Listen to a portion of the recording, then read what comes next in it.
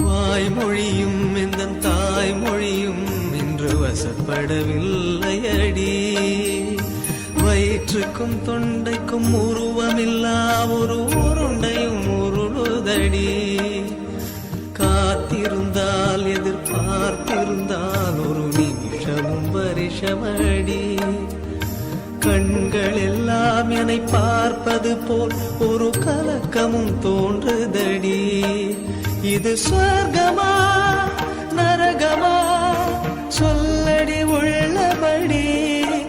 நான் வாழ்வதும் பிழை கொண்டு போவதும் உன் வார்த்தையில் உள்ளதடி.